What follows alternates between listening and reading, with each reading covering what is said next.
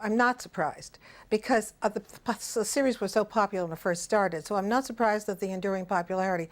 At first, we were all surprised, I think, that the audience, the original audience, was so wild about it. But in thinking back over it and trying to decide why the audience was so possessed by it, went back to the early days. I was doing another show at ABC at the time. Fortunately, it was ending just at the time this show was due to start. And I met Dan, and I liked him, and I liked him very much. In fact, it's hard not to like Dan, at least I feel that way. And I felt we were in sync, and I guess he felt the same way too, because the next day I was starting to work on Dark Shadows. I don't think anything was funny at the time it happened, but I remember once we sent the old house, which was one of our major sets, out to be repaired. And they instead sent it to the dump, and it was burned. And you can imagine what this did to the writers and the whole storyline. And because it would take, I don't know how long, at least a month before they could get a set together. So it sounds like a funny story, but at the time it was anything but to all of us. And I don't know whether I think Dark Shadows was a bunch of funny stories.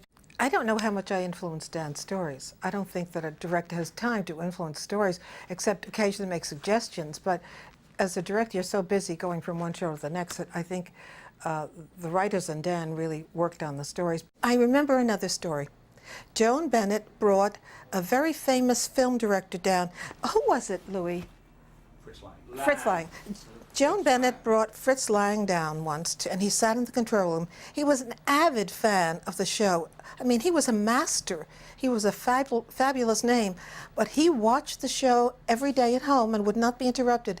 And when he came into the control room, he sat and watched it with great intensity.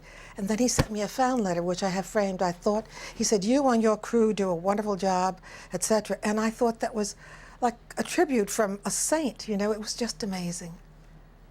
So that very unusual people, we ran the gamut from a brilliant man like him to a teenager who was, you know, just barely out of the egg.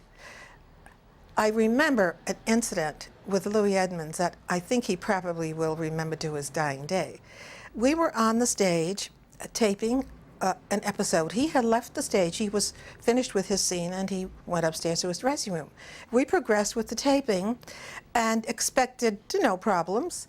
And the next thing we knew, Louis ran down in his undershorts yelling, "Stop the taping, stop the taping." He had gotten completely undressed, had forgotten he was in the next scene, and ran down terrified in his undershorts yelling, "Stop the taping, stop the taping." And have you forgotten that, Louis? How could anyone forget Yes. that? It was funny to us. It was not funny to Louis.